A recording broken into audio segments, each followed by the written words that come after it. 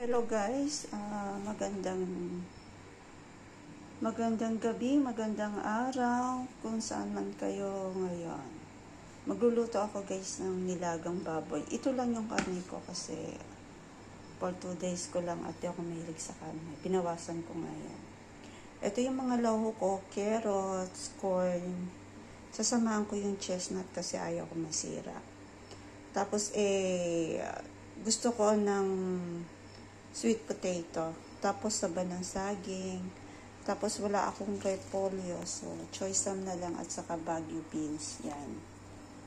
Tapos sibuyas, yan guys. Yan ang aking mga lahok. Syempre, lalagyan natin siya ng paminta. Yan, magluluto ako ng nilagang baboy. My own recipe yan guys. Yan, konti lang yung baboy ko guys kasi hindi ako mahilig sa karne. Pang 3 days ko, tama na yan. O, pang 2 days ko. Tama na yan na 3 pieces sa isang yan.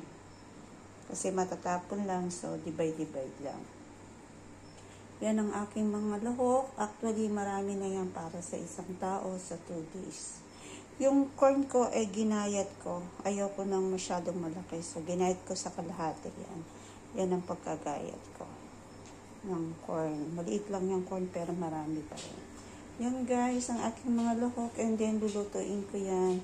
Syempre lagyan natin ng salt, and then kung may patis tayo, at syempre lagyan natin ng kung anong gusto nyong panlasa niya. Okay guys, luluto ko na ito, ipakikita ko ulit sa inyo mamaya.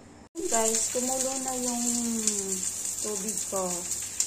Ito yung pamintang buwas saka garlic. Kasama ko siya ng garlic. Kasi ako ang kakain. And then, lagay natin yung sibuyas. Yes. Lagyan natin ng sibuyas. Lagyan natin lahat yan. Yan guys. And then, itong karne, binalunch ko na ito.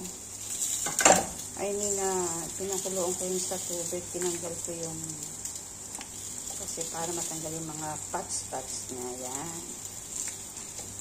Ganyan akong simple magluto ng nilaga ko. Yan, palambutin natin si baboy.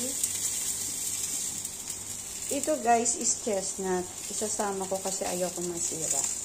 Ito ay matagal maluto, so ilalagay ko na siya. Yan. Yan, hayaan ko muna siyang lumambot yung karne. And then, hayaan ko siyang lumambot yung karne bago ko siya. Yung mga medyo malambot na, and then malambot na yung karne, ilagay ko na yung yung corn. Tapos yung carrots. Okay guys, and the rest. Takloban ko muna.